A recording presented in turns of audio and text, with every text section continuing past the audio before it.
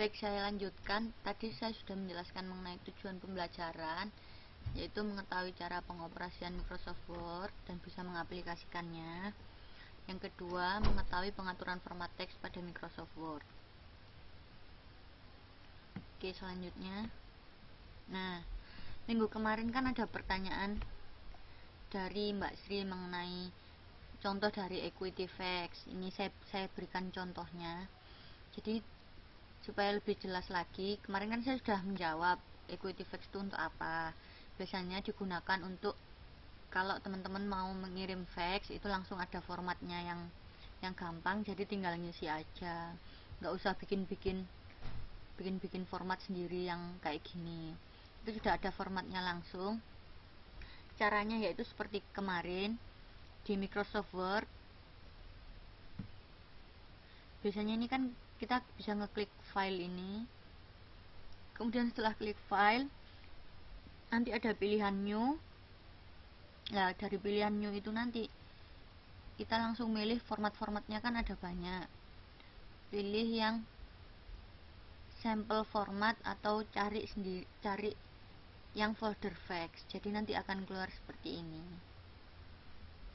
Ya, di Equity-Fax itu nanti itu macam-macam jenis faxnya. Ada Equity-Fax, ada Equity-Fax Classic, terus ada yang Merge Fax, macam-macam. Ini saya pakai contoh yang Equity-Fax biasa. Jadi ini nanti teman-teman kalau mau ngirim fax, misalnya ini contohnya di Microsoft Word.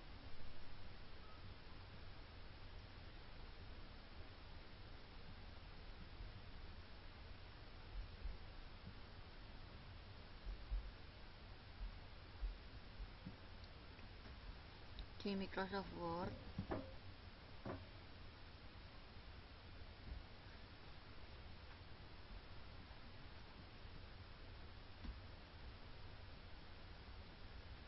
ini sudah saya zoom ini, Mbak. Di Microsoft Word ini kan ada fax. Ini saya jelasin aja kalau misal nggak seberapa jelas. Di sini ini Equity-Fax formatnya seperti ini. Untuk ini nanti kita ketik nama tujuan kita mengirim fax untuk siapa. Misalnya kita mau ngirim fax buat bos kita, misalnya namanya Bapak Suwirjo atau siapa, Bapak Joko, seperti itu. Jadi kita tulis di sini tuh Bapak siapa, Suwirjo atau Bapak Joko. Untuk fax ini kita ketik nomor faxnya. Biasanya kan ada di kalau perusahaan-perusahaan gitu kan menyediakan nomor telepon sama nomor fax. Yaitu kita tulis aja nomor fax yang kita tuju di sini. Kemudian phone, ini nomor telepon, kita tinggal nulis aja. Kemudian from ini kita nulis nama kita. Misalnya ngirim fax itu Mbak Santi, tulis aja Santi Putri, seperti itu. Tulis di sini.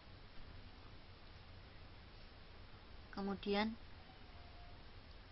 page-nya ini diisi, misalnya jumlah halamannya kita, faxnya kita ada 5 halaman, langsung ditulis aja page-nya 5 pages, kayak gitu.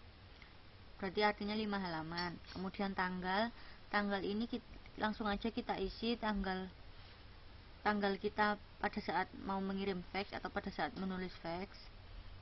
Kemudian CC ini tujuan, ya selamat datang Mbak Tira Maya. CC ini kita isi dengan tujuan kita mengirim fax tapi alamat yang lain. Misalnya Bapak Joko ini punya asistennya namanya Mbak Maya, seperti itu ya. Jadi di sini tuh ini alamat ini tuhnya ini namanya Pak Joko, di sini CC-nya ini bisa kita tulis siapa asistennya Mbak Maya, seperti itu. Kemudian di sini kan ada pilihan urgent, for review, please comment, please reply, please recycle. Kalau misalnya faxnya ini sifatnya penting, ini urgentnya langsung di checklist, dicentang. Kemudian kalau kita pengen faxnya ini dibales karena ini penting, jadi tinggal klik aja urgent and please reply seperti itu. Setelah yang di atas ini sudah diisi semua, kita tinggal menulis komennya ini di sini. Komennya ini diisi kayak gimana? Diisi aja tujuan kita nge-fax seperti apa, untuk apa.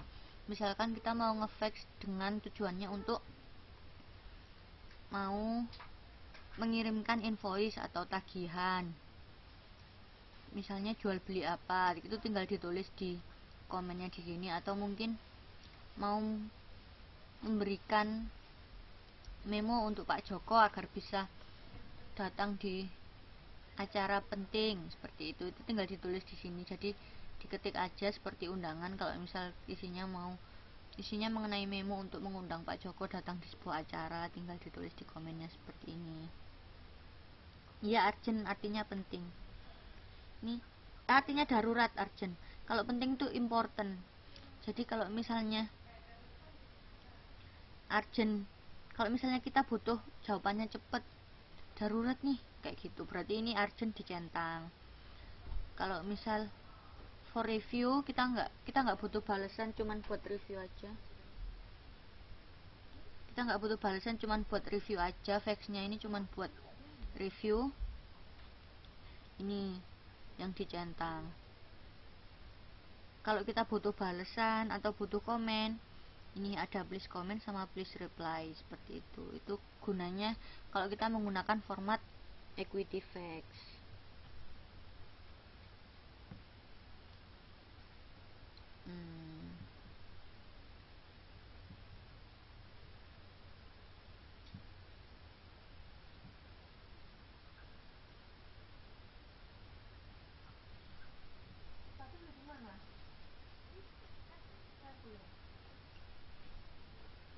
Enggak, ini sudah saya perpanjang.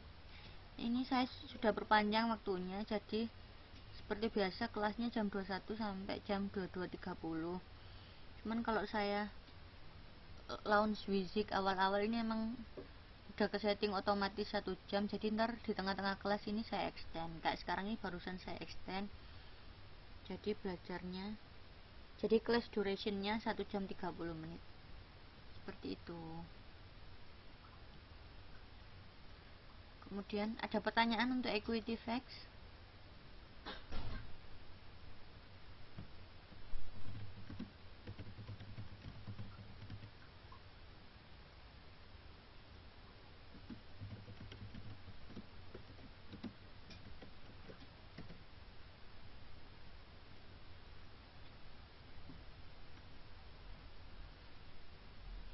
Ya tadi soalnya kelamaan nunggu attendennya jadi kayak gini.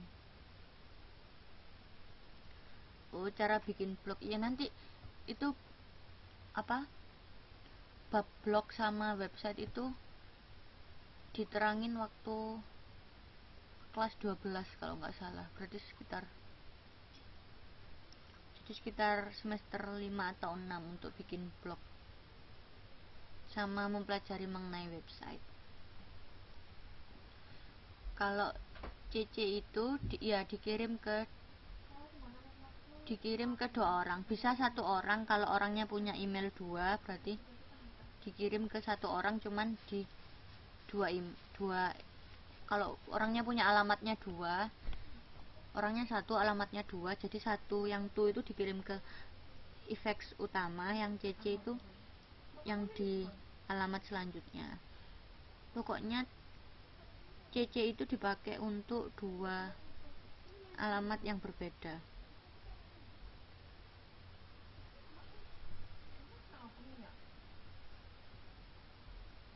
Ya, kalau 1 aja CC-nya tidak usah diisi. Biasanya nanti ada arahan, misalnya tolong dikirim ke fax saya yang ini, kemudian jangan lupa di CC di sini, seperti itu. Gunanya CC itu seperti itu. Oke, selanjutnya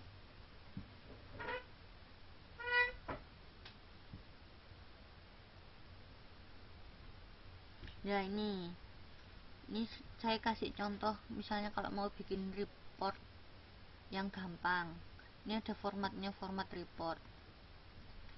Jadi nanti tinggal nulis aja di sini, type document title. Ini misal kita mau bikin report tentang NASA, kayak contoh saya ini ya, tentang NASA.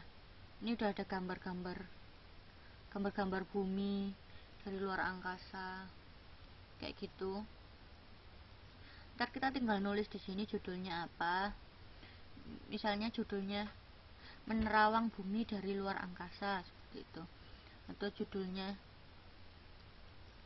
apa, interstellar kayak gitu ya. Tinggal ditulis aja di sini judulnya di sini. Kemudian setelah ditulis judulnya, ini yang ini paragraf-paragraf ini tinggal diisi aja paragrafnya mengenai penjelasan.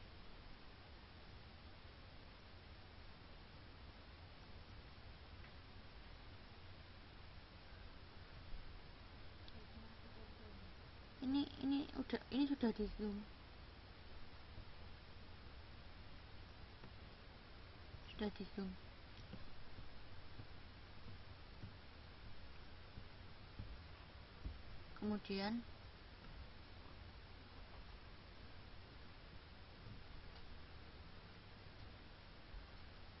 Kemudian ini paragrafnya tinggal diisi mengenai penjelasannya, mungkin tentang bumi dari luar angkasa itu seperti apa, terlihat seperti apa, terus penjelasan mengenai sistem tata surya seperti itu tinggal langsung ngetik-ngetik aja di sini biar gampang seperti itu.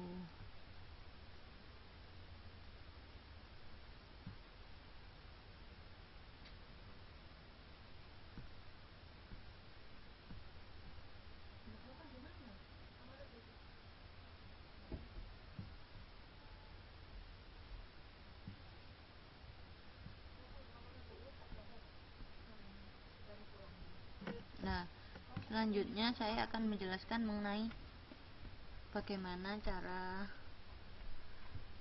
itu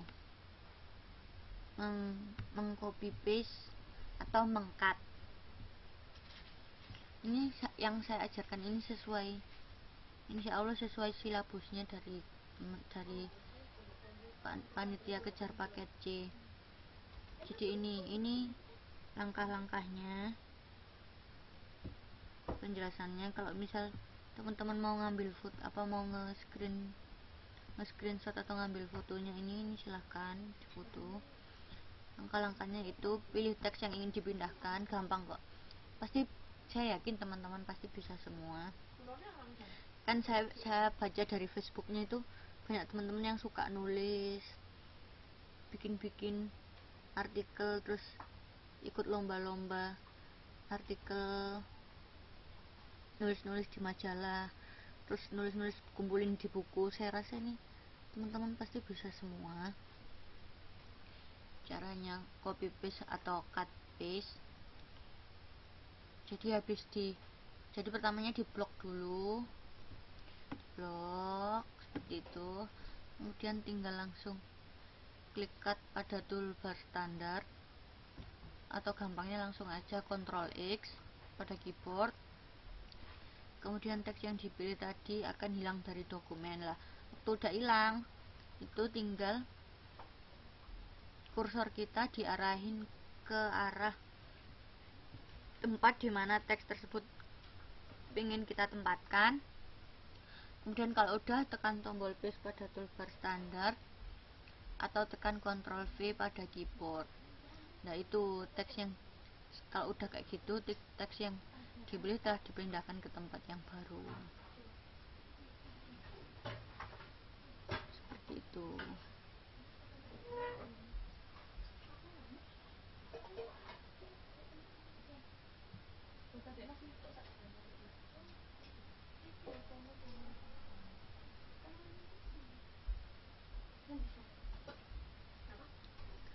Nah, ini contohnya. Tadi kan di blok dulu, di blok. Setelah di blok itu klik kanan, nanti keluar seperti ini. Tinggal dipilih aja cut, nanti langsung tulisan-tulisan yang ada di sini ini langsung hilang. ini tulisan yang ada di sini ini langsung hilang nanti.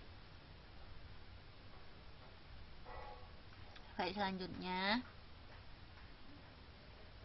nih, tadi kan cut sama paste, sekarang copy sama paste. Tahu semua kan bedanya cut sama copy? Kalau cut itu nanti tulisannya itu setelah kita blok terus kita cut, itu nanti tulisannya akan hilang. Sedangkan kalau kita pakai copy, itu tulisannya masih akan tetap ada. Copy paste atau cut paste ini juga berlaku untuk folder juga berlaku untuk folder komputer, folder di komputer ataupun pada gambar-gambar yang kita masukkan di Microsoft Word. Nah, ini caranya.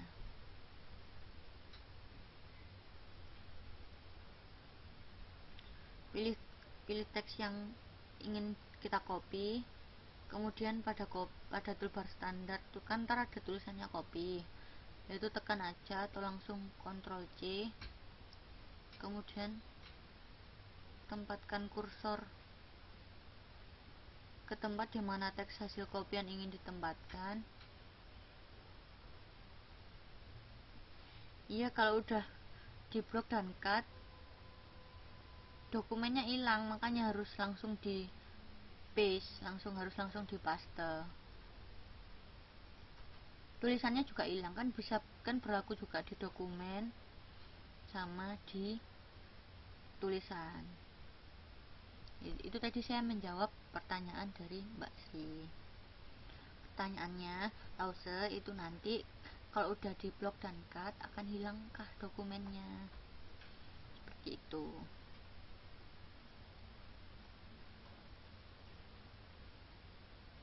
Nah, ini jadi kalau udah pakai cut itu langsung di paste ya. Kalau udah di cut kemudian kita ngecut folder yang baru lagi atau tulisan yang baru lagi, nanti tulisan yang lama ini hilang. Kalau mau munculin ya harus di undo dulu pakai kontrol pakai kontrol Z, seperti itu.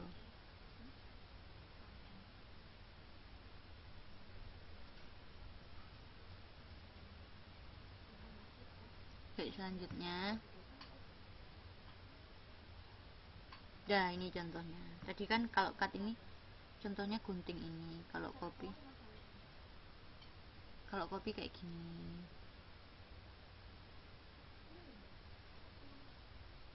Ini contoh langsungnya Mbak Sri. Jadi habis di blok, ini kita klik kanan yang ada di mouse, ini langsung milih cut atau copy, seperti itu. Kalau udah nanti langsung di paste. Ini ada contohnya kok, insya Allah kalau yang paste nya.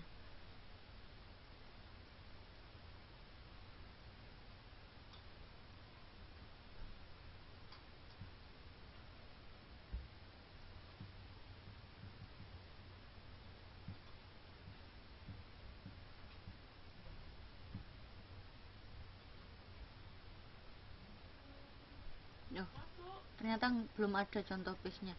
Jadi nanti habis di cut langsung di paste nya pakai Ctrl V, jangan lupa diinget-inget aja. Nanti kalau sering mengaplikasikan tuh langsung ingat-ingat sendiri kok, tenang aja. Nah, ini selanjutnya saya mau menjelaskan mengenai bagaimana caranya kita untuk mengatur format teks pada dokumen. Mengatur format teks itu seperti apa sih? Mengatur format teks itu bisa dilakukan dengan macam-macam ya. Contohnya gimana menebalkan font, terus memberikan warna, atau memberi latar belakang font itu biar kayak stabilo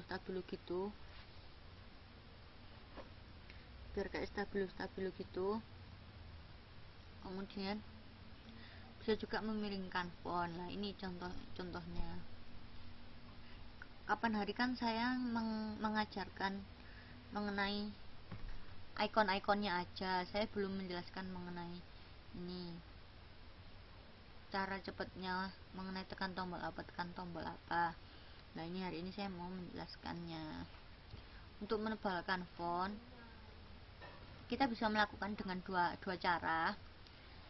Yang pertama itu pasti kita harus memilih sorot atau diblok dulu, diblok semuanya. Setelah diblok semuanya, kita bisa langsung klik icon bold yang ada di atas itu. Bentar, saya tak carikan contohnya ya.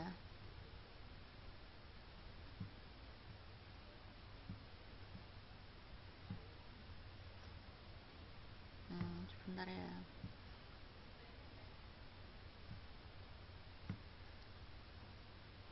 Nah, ini icon-iconnya yang sudah pernah saya jelaskan dulu. Ini icon bold, ini icon italic, ini underline. Jadi kalau saya dulu kan udah pernah jelasin ini, saya ulang lagi biar teman-teman ingat. Terus jadi kalau mau, iya, enggak kelihatan.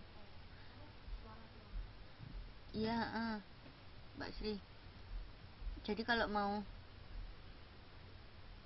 teman-teman bikin judul, mau bikin buku gitu ya, kayak Mbak siapa itu, kapan hari saya lihat di Facebooknya, katanya mau ikut lomba nulis-nulis seperti itu.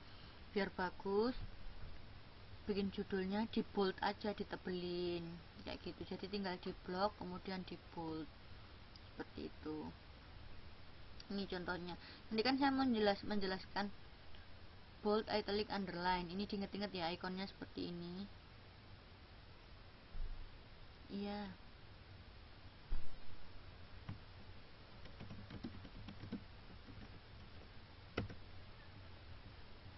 Diinget-inget ikonnya seperti ini. Kalau mau tulisannya ada background warnanya biar kayak stabilo, pakai ini.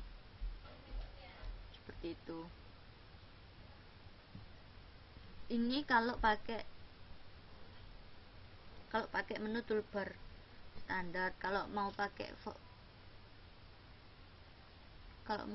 cara penjelasan tekan tombol di keyboard, seperti ini caranya. Jadi kan kita udah lihat ada icon bold, italic, underline. Lah, kalau bold itu langkah kedua agar bisa menebalkan font, yaitu dengan cara tekan tombol Ctrl B. Ini silakan kalau mau ada yang screenshot atau mau diambil gambarnya, silahkan. Kemudian kalau mau memiringkan font, tinggal Ctrl plus I, nanti hasilnya italic. Kalau mau menggarisbawahi font, tinggal Ctrl plus underline. Jadi diingat. Ini kalian kita belajar bahasa Inggris ya. Tebal, bold artinya tebal. Jadi kita ingat-ingat kalau mau nebalin, apa ya bahasa Inggrisnya, tebal, bold kayak gitu. Bold B depannya, berarti Ctrl plus B. Kalau misal kita mau miring dimiringin kan italic, berarti Ctrl plus I kayak gitu. Kalau kita mau garis bawah apa ya bahasa Inggrisnya, diingat-ingat lagi. Ternyata underline bahasa Inggrisnya. Jadi biar gampang, tekan tombol Ctrl plus U seperti itu. Cuman kalau mau mewarnakan font sama memberi warna latar belakang, kita cuman bisa pakai toolbar standar yang dulu pernah saya jelaskan, yaitu ini. Klik setelah disorot teksnya, klik icon font color, kemudian pilih warna yang diinginkan. Selain itu juga bisa sorot teks, kemudian klik icon highlight, lalu pilih warna yang diinginkan. Highlight ini contohnya untuk fungsinya untuk memberi warna latar belakang font atau teks. Kayak nulis pakai stabilo, dulu dikasih stabilo, lah itu pakai highlight biar bagus.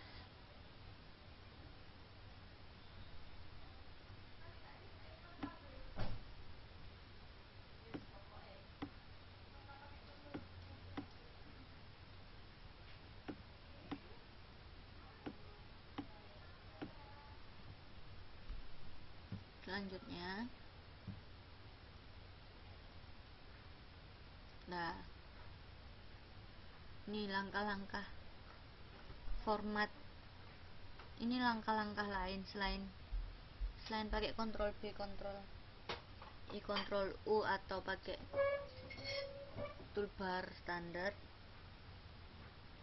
Ini bisa pakai cara lain, yaitu langkah-langkah melalui menu format. Langkah-langkah melalui menu format seperti ini. Ini silakan kalau mau ada yang mau mengambil gambarnya, simpan dulu. Ya, pertama-tama pokoknya kalau mau ngapa-ngapain, mau nebelin huruf, mau garis miring, mau underline, atau mau memberikan teks highlight, itu caranya pilih teks yang ingin diubah, di blok dulu,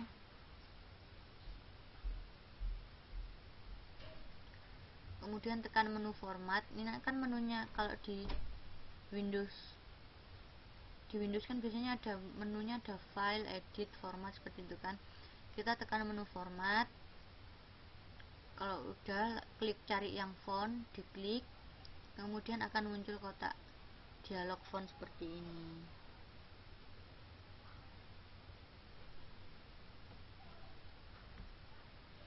Kotak dialog seperti ini, kemudian kita tinggal milih. Ini kan ada font, ada karakter spacing,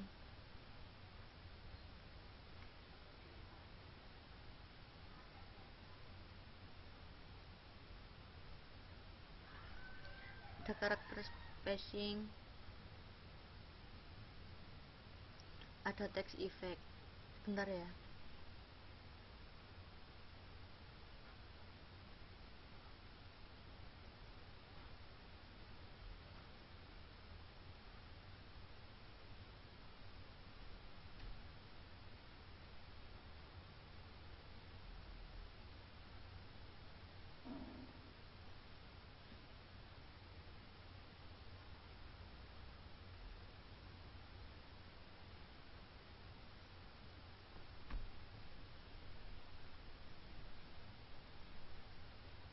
Ya ada. Oh ya, ini sudah difoto belum Mbak Sri? Ini ya, sudah saya geserin. Kemudian ada pertanyaan dari Mbak Sutini, maksudnya size itu gimana? Lau sudah sesuka kita, apa ada aturannya? Biasanya size itu kalau kita bikin tugas itu kadang ada aturannya. Misalnya tugas saya dari dosen saya kayak gitu ya, itu ada aturannya, font size 12. Atau kalau misal bikin PowerPoint, font size minimal 24 kalau buat PowerPoint, buat presentasi. Nah, seperti itu maksudnya size itu. Jadi terkadang ada aturannya, terkadang sesuka kita. Tapi sesuka kita itu hanya untuk digunakan untuk keperluan pribadi kita. Misalkan kita mau mengirimkan puisi untuk orang tua kita gitu ya, melalui email kan bisa aja.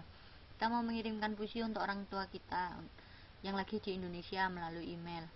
Halo, udah dengar suaranya? Mau mengirimkan puisi untuk orang tua kita yang sedang ada di Indonesia gitu kan. Itu terserah. Fontnya mau pakai font jenis apa, mau pakai size-nya nomor berapa, itu terserah. Karena itu sifatnya untuk kepentingan pribadi kita, tidak menyangkut kepentingan orang lain. Jadi suka-suka kita mau pakai jenis apa. Tapi kalau misal udah menyangkut tugas atau untuk lomba dan lain-lain, biasanya itu ada aturannya, atau normalnya biasanya kita pakai size 12, kemudian jenisnya ini Times New Roman.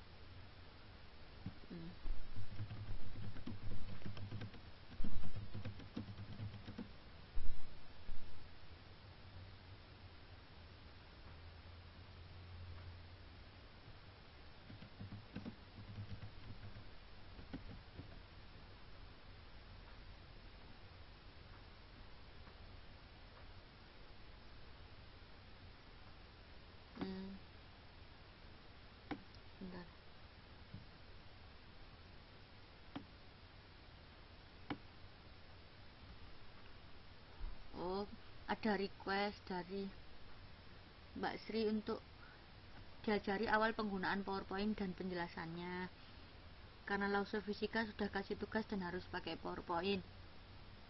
Teman-teman, bagaimana, saya kembalikan ke teman-teman, apakah setuju nanti waktu kita pertemuan di Taipei saya akan menjelaskan mengenai PowerPoint? Apakah teman-teman setuju? Nanti kalau misal teman-teman setuju, saya diskusikan dengan tim akademik KPC terlebih dahulu. Jadi nanti saya siapkan slide-nya, entah itu Word atau PowerPoint, saya siapkan, nanti kita main enaknya aja lah, sesuai kebutuhan.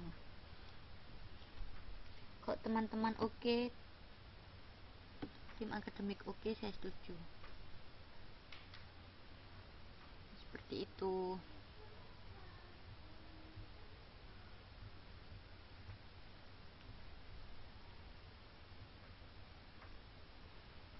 Ya, silakan teman-temannya, silakan di komen. Mbak Tira Mayani yang sudah typing. Oke. Dan Mbak Sut ini oke. Mbak Nimatus oke. Oke, semua setuju ya. Nanti saya, bukan semua, ini sudah banyak orang yang setuju.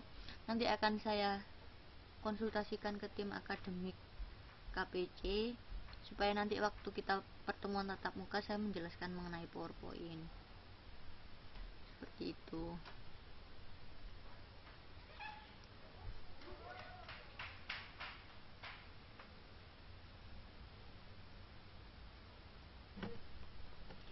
Nah, lanjut ke sini dulu ya.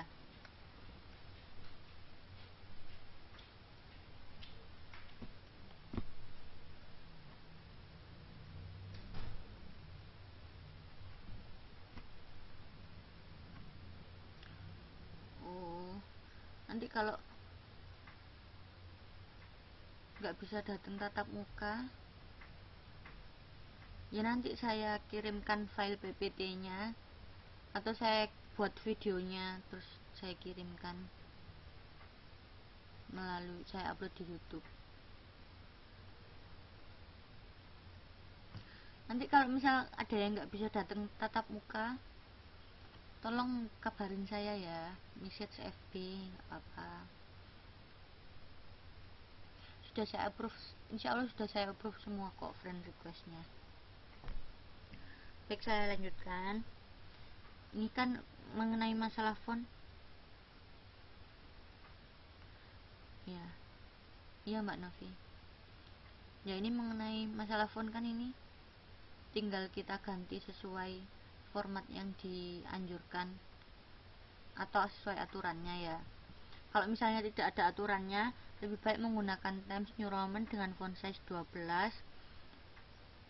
Kalau untuk paragraf biasa, tidak menggunakan regular, italic atau bold, jadi biasa standar aja. Kecuali kalau judul gitu nggak apa-apa pakai bold ditebelin. Atau mungkin teman-teman mau bikin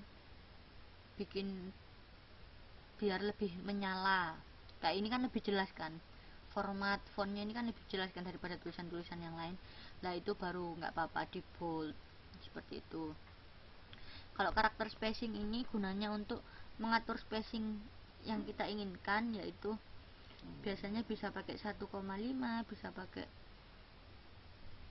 spasi single, atau bisa juga pakai aturan yang text before after seperti yang sudah saya lanjutkan, yang sudah saya jelaskan minggu kemarin. Misalnya before-nya di tugas, before-nya 0 pt, after-nya 6 pt, seperti itu bisa diatur. Kalau nanti insya Allah minggu depan saya kasih tugas ya, tugasnya gampang kok, cuman ngatur-ngatur font size sama karakter spacing sama page setup kayak gitu. Saya yakin teman-teman sudah bisa semua nanti. Kalau text effects ini biasanya efek di teksnya ini ada macam-macam, ada efek nanti jadi ada warna, ada highlightnya, seperti itu. Oh ya, kalau udah selesai diatur, jangan lupa klik OK, maka akan, ya tenang aja Mbak, nanti saya kalau ngasih PR yang sesuai yang saya ajarkan kok. Kalau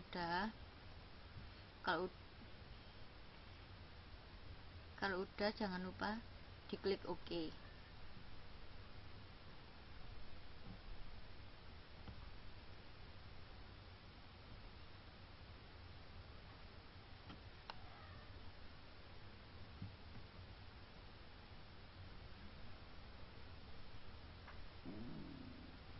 Kemudian ini mengatur indentasi paragraf. Bagaimana sih caranya mengatur indentasi paragraf? Itu caranya ada macam-macam. Yang pertama yaitu tanpa mengatur besar indentasi. Yang kedua yaitu dengan mengatur besar indentasi. Saya mau menjelaskan yang pertama dulu, yaitu tanpa mengatur besar indentasi. Yang pertama-tama itu pasti, pokoknya kalau mau ngatur apa-apa di Microsoft Word, di Microsoft PowerPoint, di Microsoft Excel dan lain-lain, pokoknya di Microsoft Office, itu jangan lupa di blok dulu, blok seluruh baris di paragraf, atau blok sesuai keinginan kita, yang mana aja yang mau diatur. Kalau mau ngatur semua full ya tinggal langsung Ctrl plus A. Kemudian kalau sudah di blok seluruh baris di paragraf, kemudian klik tombol increase indent untuk menampilkan paragraf, atau klik tombol decrease indent untuk mengurangi indent paragraf. Ya, di mana lause ada increase indent sama decrease indent itu ada di mana sih lause? Nah, keduanya itu terdapat pada toolbar formatting. Jadi di toolbar yang atas-atas itu ada nanti pengaturan increase indent sama decrease indent. Kemudian cara yang kedua yaitu melalui cara mengatur besarnya indent. Step-stepnya ada 6. Yang pertama yaitu memilih paragraf yang akan kita atur indentasinya. Kita blok terlebih dahulu. Misal kita mau ngatur indentasinya di sini ya, ini sini sampai sini, jadi kita blok. Habis di blok, dari menu format klik paragraf, kemudian dari kotak dialog paragraf itu nanti kan setelah kita klik paragraf, kotak dialog paragraf nanti kan langsung keluar dari menu format terus nyari paragraf. Nah itu nanti kotak dialognya ini keluar nih, biasanya di sini kotak dialog itu kalau udah ngeklik ntar keluar ada kotaan, terus ada banyak pilihannya, itu namanya kotak dialog. Kemudian kalau udah keluar kotak dialog, kita cari yang namanya indents and spacing. Kita cari, kalau misal udah ketemu ini ya, misal di sini indents and spacing, nih diklik, klik tab indents and spacing. Kemudian di bagian indentation, di kotak up down left itu kita langsung menentukan jarak indentasi kiri paragraf, atau kalau up down right itu kita langsung menentukan jarak indentasi kanan paragraf. Ingat-ingat ya, kita sekalian sama belajar bahasa Inggris, kiri itu left, kanan itu right, spacing itu spasi atau jarak. Kemudian kalau udah diatur klik OK. Intinya belajar Microsoft Office itu pokoknya pertama di blok dulu. Habis di blok kita cari hal-hal yang sesuai kita inginkan. Kayak tadi itu mau ngatur font misalnya pakai format toolbar formatting. Kalau udah diatur semua langsung klik OK. Cuman gitu aja. Blok cari OK, blok cari OK, intinya kayak gitu. Nah, kemudian selanjutnya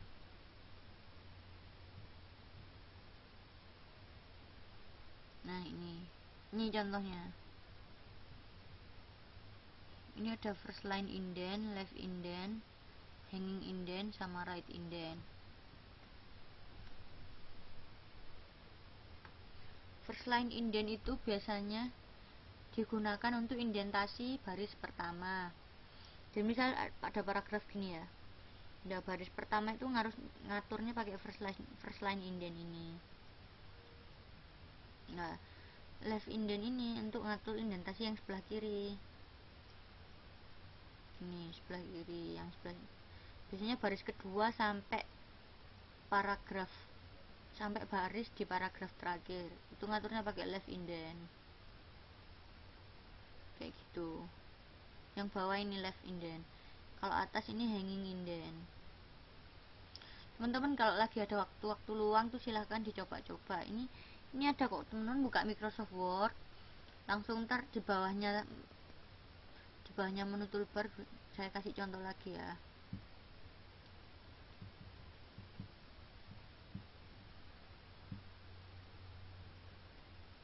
Nah, ini berhubung indentasi saya sembunyikan rulernya. Biasanya itu di bawah sini. Di bawah sini ini ada indentasi. Kayak gitu. Teman-teman silahkan kalau lagi ada waktu luang, lagi nggak ada kerjaan, silahkan dicoba. Karena keterampilan fungsional itu penting, sifatnya pentingnya itu seumur hidup. Soalnya kalau teman-teman bisa pakai komputer terus lancar makainya, itu nanti berguna. Misal mau ngajarin adiknya cara pakai komputer atau ngajarin anak-anaknya besok, itu dari pelajaran yang saya ajarkan ini, insya Allah semoga teman-teman bisa mengaplikasikan, kemudian bisa diajarkan ke teman-temannya yang lain atau ke saudara-saudaranya, supaya bisa menjadi ilmu yang bermanfaat. Karena ilmu yang bermanfaat itu kan salah satu dari amalan yang tidak akan berhenti meskipun kita sudah tiada. Makanya itu kita bisa pakai, pokoknya kalau dapat ilmu itu jangan lupa disebarluaskan, diajarkan supaya senantiasa bermanfaat untuk orang lain kayak gitu.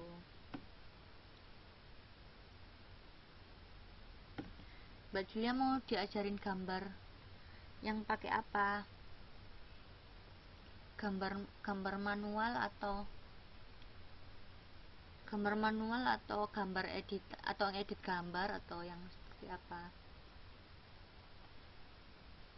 Kalau gambar melukis biasanya pakai paint.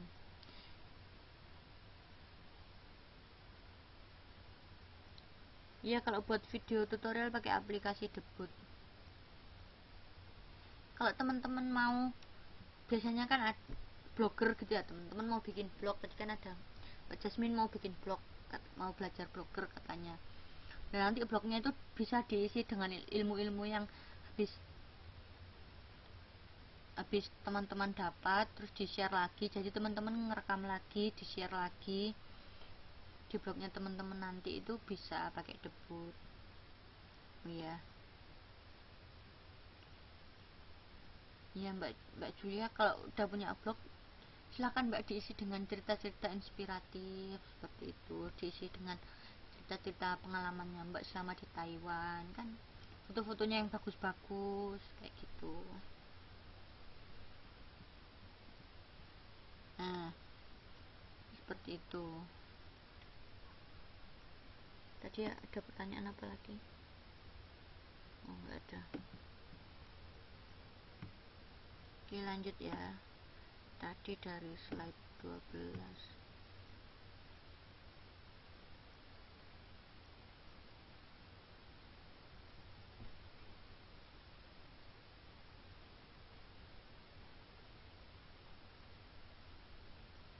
Nah, ini sudah paham semua kan, first line indent, left indent, hanging indent, right indent ini. Nah, kalau udah saya akan menjelaskan ke penjelasan saya selanjutnya. Nah, ini contoh pengaturan indent. Oh iya teman-teman, kalau misalnya bingung gimana caranya bikin PowerPoint atau bikin apa, itu tinggal search di Google aja gampangnya, tutorial PowerPoint seperti itu. Atau kalau mau bikin blog tapi nggak tahu caranya, tinggal search aja di Google, bisa cara membuat blog. Nanti insya Allah kalau ada kesempatan akan saya ajarkan mengenai edit blog biar blognya bagus dan menarik seperti itu.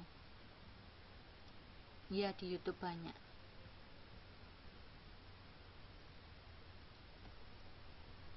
Kemudian, nah ini contoh pengaturan indennya. Nah ini contohnya ya, tadi kan ada first line indent, hanging indent, left indent, right indent. Lah ini seperti yang sudah saya jelaskan tadi, first line indent itu biasanya untuk baris pertama di tiap paragraf. Nah ini kan awalnya ini kan pasti nyatu. Kalau nyatu kan pasti ini di sini semua kan, tulisan betonnya ini di sini. Kalau yang atas ini kita geser ke satu sini atau kedua sini, itu nanti betonnya ini mulai geser. Kalau satu ya tempatnya di sini. Kalau teman-teman geser first line indennya sampai 2 atau sampai 3, ya posisinya nanti akan di sini, kemudian di sini. Seperti itu. Nah ini right indennya. Jadi supaya sebelah kanannya ini rata, diatur di sini. Biasanya kan ada, kalau tugas apa gitu, ada aturannya. First line indent 1, right indent 14, berarti ini digeser sampai ke 14 gini. Gampang kok.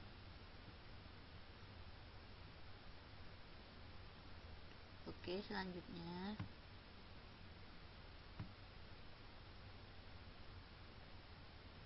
nah, kalau tadi first line indent yang digeser ini jadinya geser, kalau kita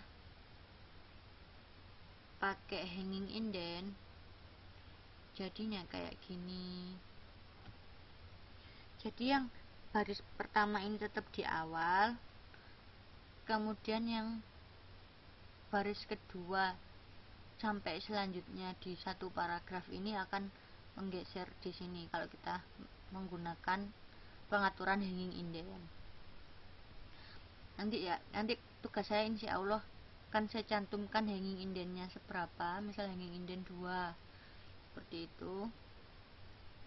Nah ini hasilnya.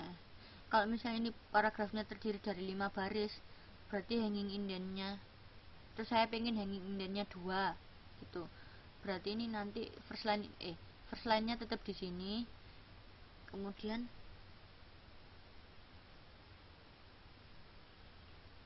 baris kedua dan ketiga sampai selanjutnya ini ada di sini.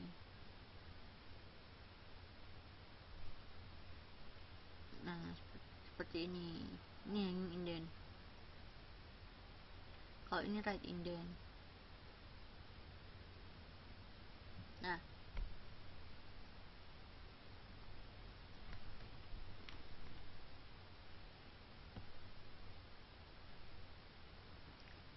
kalau left indent ini nanti jadinya kayak gini, kirinya rata semua.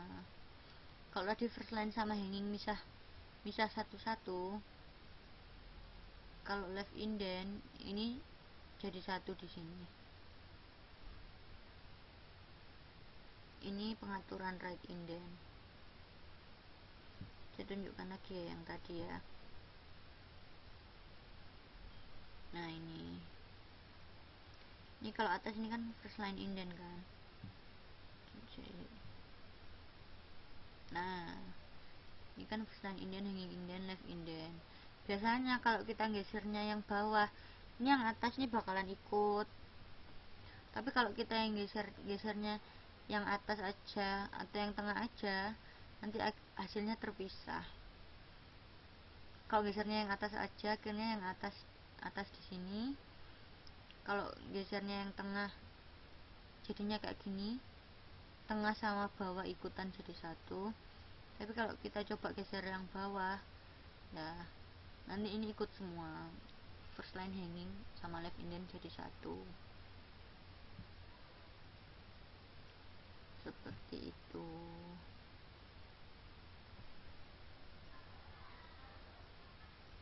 Nah, ini pengaturan dengan left indent. Hasil akhirnya menghasilkan rata kiri, left itu kiri, right kanan, jangan lupa. Nah, pengaturan dengan right indent, karena right itu kanan, jadi akhirnya yang kanan di sini. Tadi kan awalnya di sini kan, batas margin kanan kan di sini, biasanya pakai 15,5. Karena ada pengaturan dengan right indent, misal aturannya 13, jadi ya, makasih Mbak Waryanti sudah hadir. Tinggal geser sampai 13 ini. Ini batas margin kanan, ini batas margin kiri. Kalau mengenai kemudian selanjutnya mengatur tabulasi. Tabulasi yaitu titik pada suatu garis tempat kursor berpindah saat kita mau menekan tombol. Ini kan ada kan di keyboard teman-teman, ini silahkan dilihat yang pakai komputer, ada tombol namanya tab, tab ini. Nah, itu namanya tombol tabulasi. Tombol tab ini diantaranya biasanya digunakan untuk meratakan teks. Jika ukuran tab tidak ditentukan sendiri, maka Word menetapkan ukuran standarnya, yaitu 1,27. Biasanya kan kita ngetap biar banyak itu kan. Coba ini di sini terus di tab jadi di sini, ternyata masih kurang, di tab lagi, akhirnya di sini. Nah, itu gunanya pakai tombol tab untuk mengatur tabulasi. Ya, di sini atasnya caps lock ada tab seperti itu.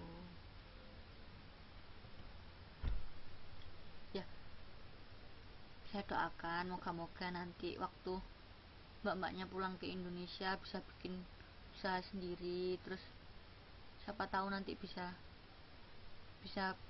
ilmu yang saya ajarkan ini bisa berguna, bisa buat bikin invoice seperti itu,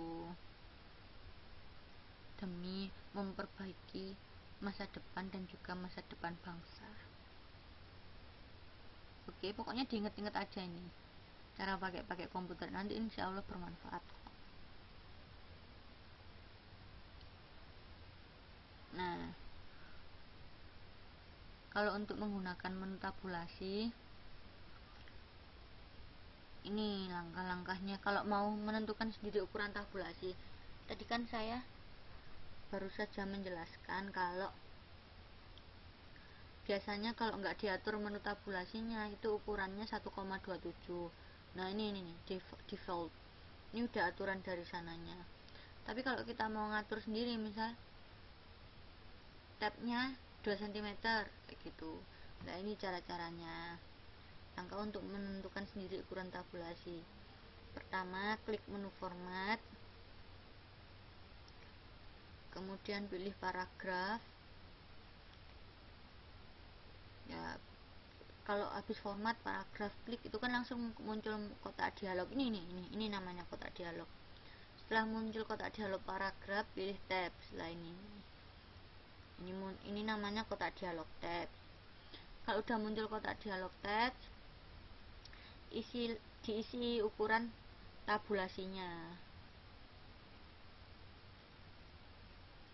dibuat ngisi aturan ukuran tabulasinya itu di sini, default tab stop.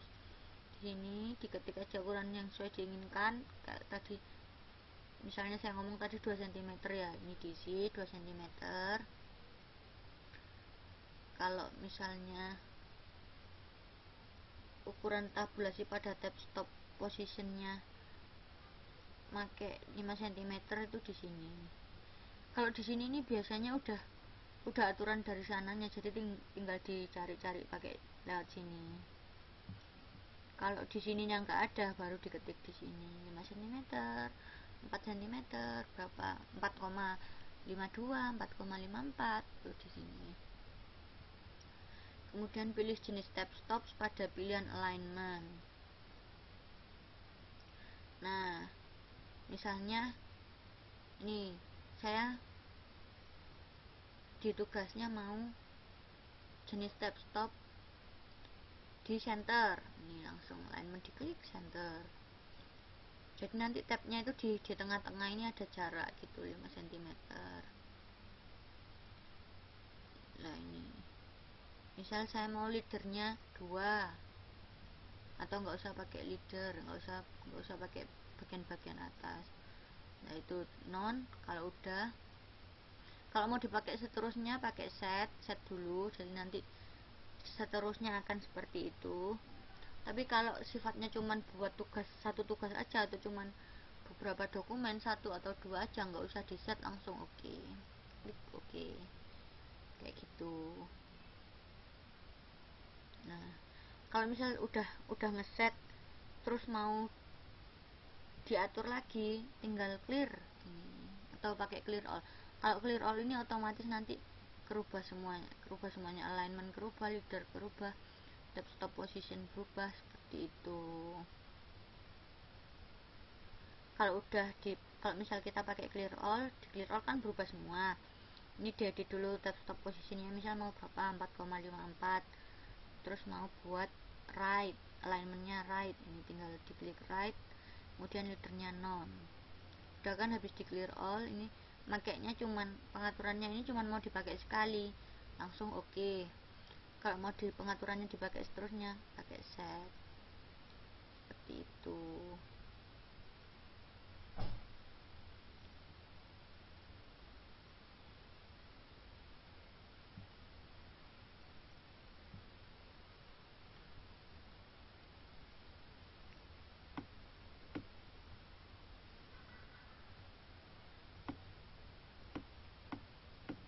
Yes, bentar. Iya, gak apa-apa Mbak Novi, semoga cepat sembuh ya.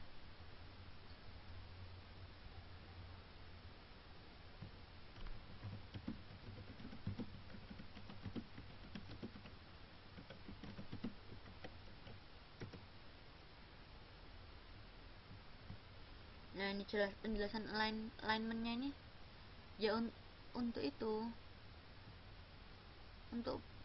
perataan kiri, kanan, center, kayak yang sudah saya pernah jelaskan dulu itu. Cuman ini bedanya untuk tab position. Jadi kalau tabnya mulai dari sebelah kiri, ya tinggal klik aja left, kemudian ini dari left ini, dari sebelah kiri ini nanti ada tabnya, seperti itu.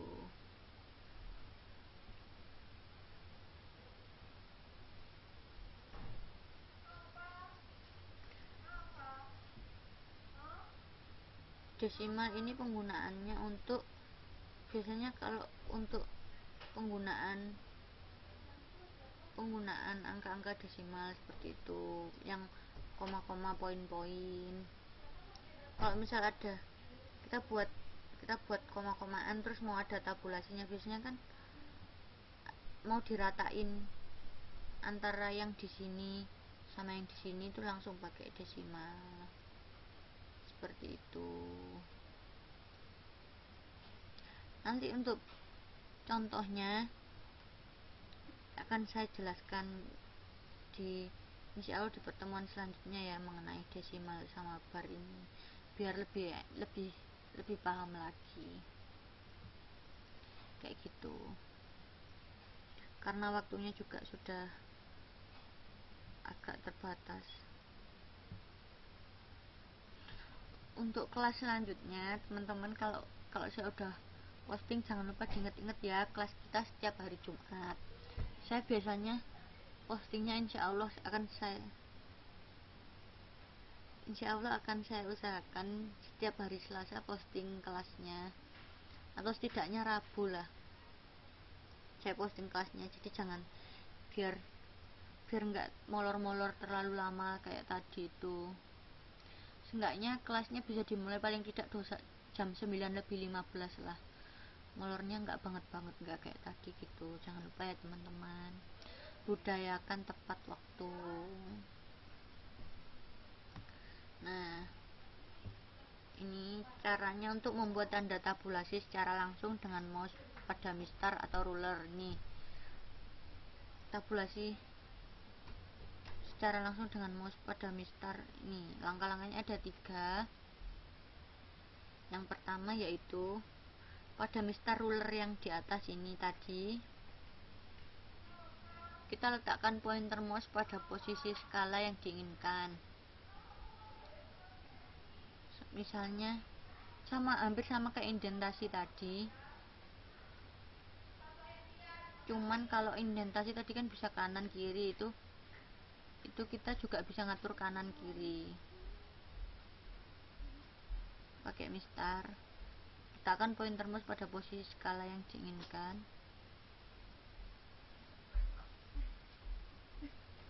Oh iya, nanti mulai minggu depan akan saya usahakan. Kalau ini sudah terlanjur saya setting, tapi nanti kalau selesainya terlalu malam nanti malah nggak fit teman-teman yang lainnya. Jadi usahakan tepat waktu lah, semolor-molornya jam 9:15. Oke. Nah, ini kemudian yang kedua caranya, di mouse ini kan ada klik kiri sama klik kanan, yaitu klik kiri mouse 1 kali pada skala tersebut sehingga muncul tanda seperti ini. Tanda seperti ini namanya left tab. Nah, kalau udah digeser terus diklik, misal digeser diklik di angka 5, nah itu nanti yang sebelah kiri ini gesernya sampai ke angka 5. Nah, kalau misal skalanya pakai cm ya berarti nanti yang kiri ini gesernya sampai 5 cm ke sini. Kalau misal skalanya inch ya berarti 5 inch ke sini, kayak gitu.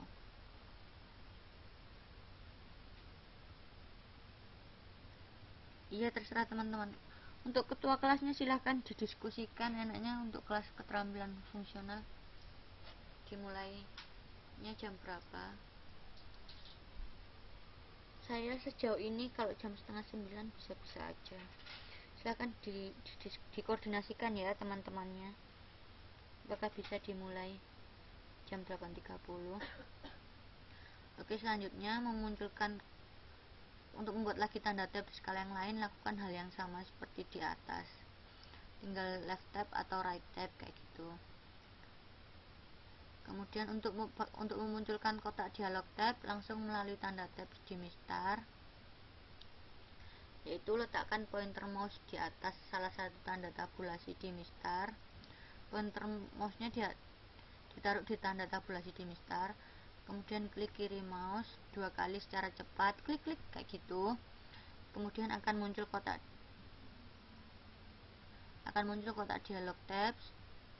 Kemudian lakukan pengaturan tab sesuai keinginan. Itu hampir sama kayak yang tadi, muncul kotak dialog seperti itu. Nah, selanjutnya memindahkan tanda tabulasi pada mistar atau ruler, yaitu langkah-langkah yang pertama, meletakkan pointer mouse di atas tanda tabulasi. Ini kalau mau mengambil fotonya silahkan di screenshot. Yang kedua, tekan dan tahan tombol mouse sambil menggesernya. Ditekan, tahan, kayak geser kayak biasanya itu loh, sehingga tabulasi bergeser ke skala sesuai menurut keinginan. Kemudian terakhir, bagaimana caranya menghapus tanda tabulasi pada mistar. Tekan dan tahan tombol mouse pada tanda tab yang ingin dihilangkan yang ada di mistar, kemudian geser ke bawah hingga tandanya hilang. Tadi kan udah bikin tanda tab kan di sini. Di mistar ini kan tadi udah bikin tanda tab yang bentuknya kayak huruf L itu. Nah, itu tekan dan tahan tombol mouse pada tanda tab itu, geser ke bawah sampai tanda tabulasi ini hilang,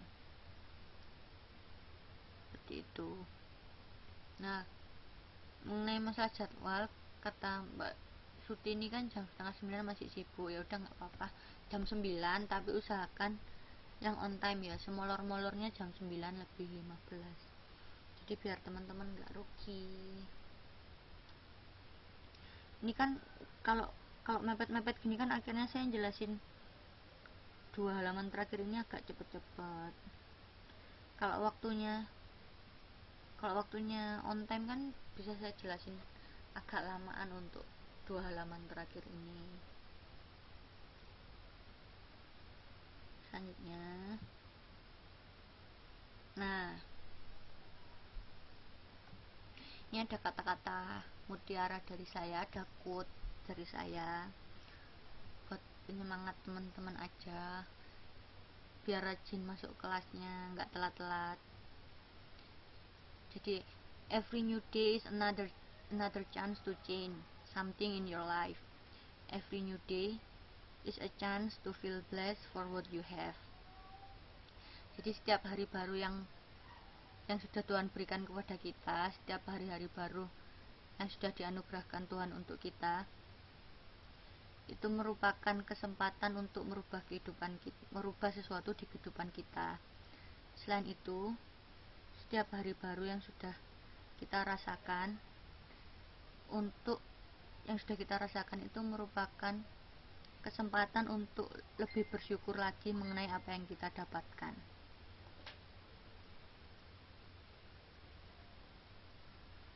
Saya akhiri kelas saya. Terima kasih.